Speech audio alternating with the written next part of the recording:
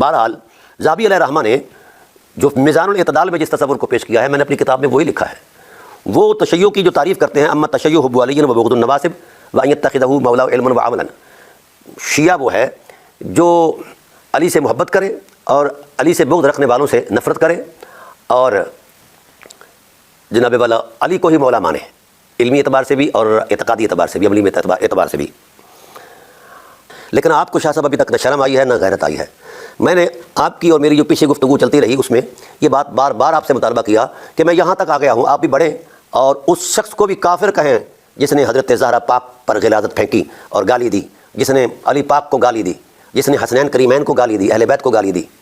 آپ کو نہ شرم آئی ہے نہ غیرت آئی ہے، کیونکہ آپ کے پیکر میں یہ جنسیات ہی نہیں ہیں، یہ مزاجی نہیں، خمیری نہیں ہے. تو جس بندے کو اپنی ماں کی غیرت نہیں ہے، لگتا ہے وہ کسی اور راستے سے آیا ہے. سمجھا گی نا؟ آپ اگر حلالی سید ہوتے تو میدان میں کھڑے ہو کر کہہ دیتے ہیں ہاں جناب، جس نے حضرت زہرا پاک کو گالی دی اسے میں کافر کہتا ہوں، اور جس نے علی پاک کو گالی دی اس کو کافر کہتا ہوں، جس نے حسنین کو گالی دی اس کو کافر کہتا ہوں. رہا کہ روافض جو گالی دیتے ہیں، تو آئیے میں اس کی تاریخ میں نے اپنی کتاب میں بھی لکھی ہے. اصل رافضی کون کے عنوان سے؟ اصل رافضی آپ کے ننہال ہیں، کیونکہ حضرت مولا کائنات علیہ السلام اول الاصحاب ہیں اور افضل الاصحاب ہیں. ان پر گالی گلوچ آپ کے ماموں جان نے کیا ہے، کروایا ہے اور لوگوں کو اکسایا ہے اور آرڈیننس جاری کیے گئے ہیں. یہ سارا کچھ موجود ہے، میری کتاب آ رہی ہے منصبہ علی فہو کافر، وہ ساری تفصیلات ان 600 صفحات کے اندر موجود ہوں گی اور آپ کا بھیجا باہر آ جائے گا خوف سے. بہرحال تو رافضی کو رافضی کیوں کہا جاتا ہے؟ یہ المنجد والوں نے اس کی لغوی تعریف کی ہے. رافضی کا معنی ہے اس جماعت کو کہتے ہیں جو اپنے امام کو چھوڑ کر الگ ہو جائے. تو بولیے اہل بیت میں سے کون الگ ہوا ہے؟ حضرت ابوبکر صدیق سے، حضرت عمر فاروق سے، حضرت عثمان غنی سے ساتھ چلتے رہے اور تعاون کرتے رہے. جب اہل بیت کی باری آئی تو آپ کے ننہال الگ ہوئے، آپ کے ماموں الگ ہوئے. صرف الگ ہی نہیں ہوئے، تلوار اٹھائی خلیفہ برحق پر. 1.25 لاکھ مسلمانوں کا قاتل ہے آپ کا ماموں، 1.25 لاکھ، اور اس میں 20,000 اصحاب رسول ہیں. اصحاب کو اگر تبرہ بولنا کفر ہے تو ان کو قتل کرنا کون سا اسلام ہے؟ تو آئیے دوسرا یہ ہے کہ خلافت راشدہ، خلافت حقہ سے منہ پھرنا آپ کے نزدیک کفر ہے. حضرت ابوبکر صدیق کی خلافت کا انکار کرنا کفر ہے، حضرت عمر فاروق کی خلافت کا انکار کرنا کفر ہے. تو مولا کائنات کی جو خلافت ہے اس کا انکار کرنا کفر کیوں نہیں مولوی؟ شرم آنی چاہیے. پگڑی باندھ کر آ جاتا ہے اور چین چاں کرنا شروع کر دیتا ہے اور ایسی بک بک کرتا ہے جس میں کوئی تمیز اور اخلاق کا نام ہی کوئی نہیں ہے. اچھا، پھر اس کے بعد یہ گالی گلوچ کی تاریخ ہی آپ کے ننہال سے شروع ہوتی ہے مولا کائنات پر.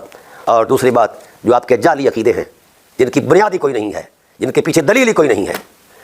جو شیخین کو مقدم سمجھے وہ سنی ہے اور جو مقدم نہ سمجھے وہ سنی نہیں. وہ جو ثقلین کو یعنی اہل بیت کو مقدم سمجھے وہ رافضی ہے. اس عقیدے کی بنا پر کسی کے دامن میں دلیل بھی ہے، دلیل شرعی قرآن سے یا فرمان رسالت سے؟ کوئی دلیل کوئی نہیں ہے، ڈرامہ بازی ہے. آئیے ہم دلیل دیتے ہیں.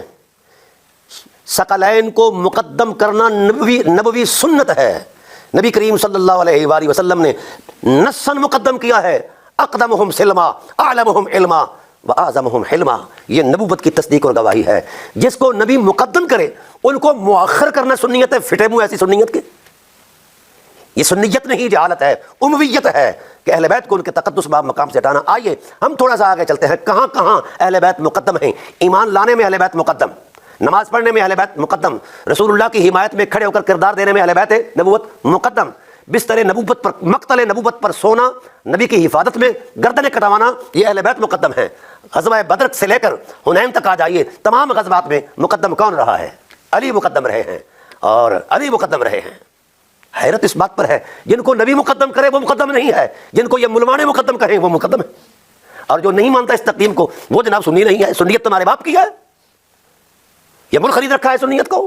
یہ ڈرامہ بازی ہے، اس کی کوئی حقیقت نہیں ہے. سنیت یہ ہے حقیقت کے خلاف. اور اگر یہ جو تم نے ڈرامہ رچایا ہوا ہے کہ ترتیب خلافت ہی ترتیب افضلیت، لا حول ولا قوت الا باللہ، یہ تو قرآن کریم کی نصوص سے خلاف ہے.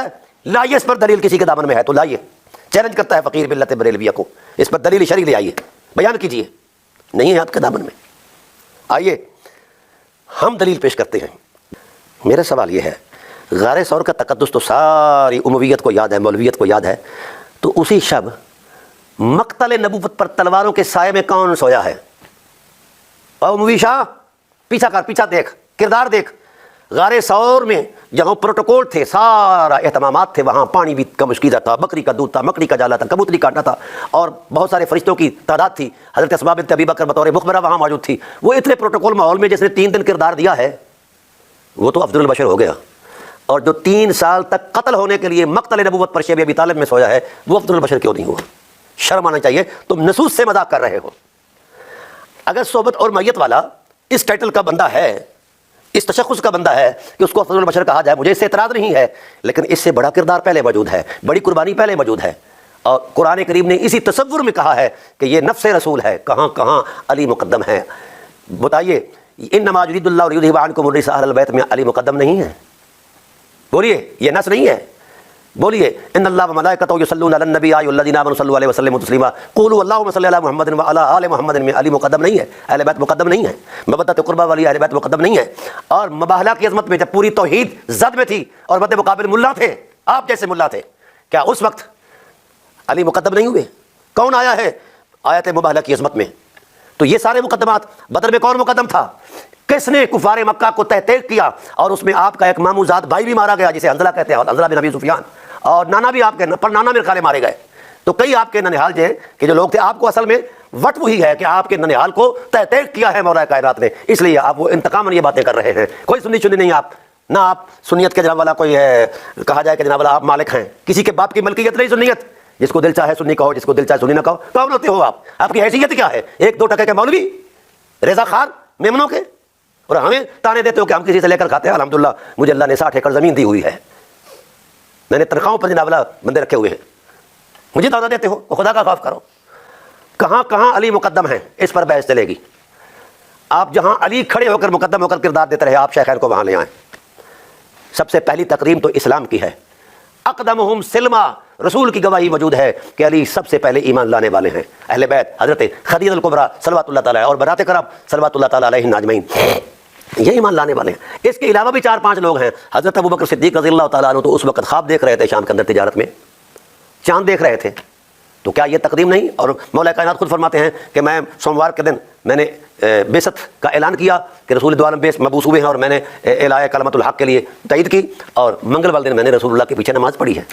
ان دنوں کا بھی ایک ترازو کرے نا مولانا صاحب. اس تقدیم پر لے آئیں شیخین کو. اور حضرت عمر تو ویسے ہی 7 سال بعد ایمان لے آئے.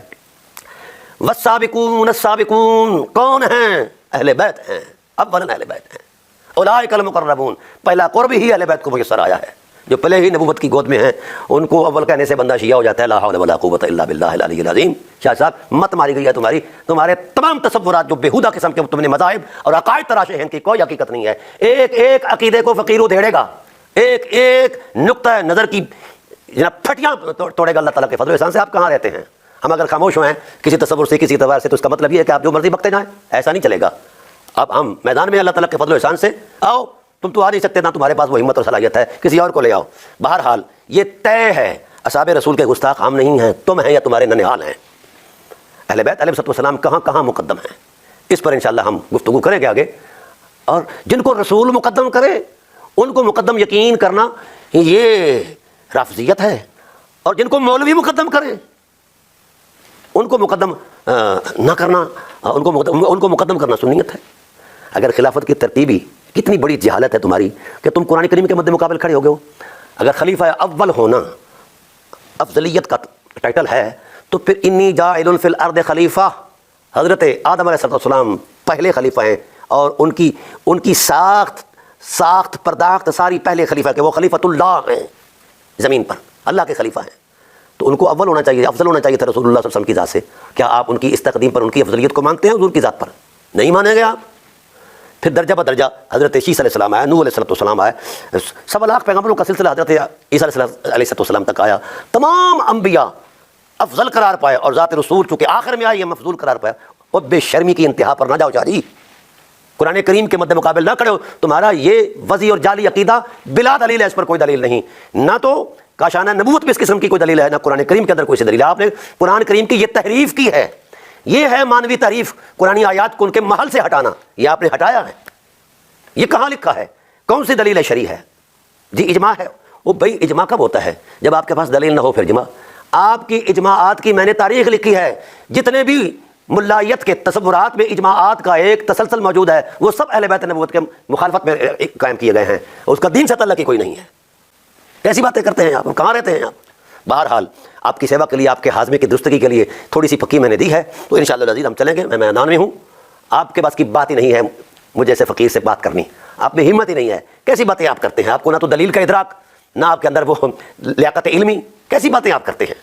بہرحال میں نے کسی قسم کی کوئی خیانت نہیں کی، جو کچھ ذہبی علیہ الرحمہ نے یہاں لکھا ہے میں نے اپنی کتاب میں لکھا ہے، اسی کو میں نے وہاں لکھا ہے۔ بہرحال رہا سیار اعلام النبلاء کا وہ جملہ کہ ذہبی تو یہاں تک گیا ہوں، میں تو ذہبی سے آگے کھڑا ہوں جناب، آپ آئیے نا، تھوڑی سی غیرت کیجیے۔ پر غیرت آپ کے خمیر میں نہیں ہے۔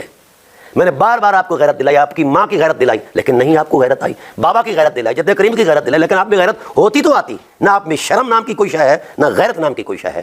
اس لیے شاہ صاحب اتنی پھکی کو آپ قبول فرمائیں گے تو اگلی نشست کے اندر مزید ہم گفتگو کریں گے۔ وما علینا الا البلاغ۔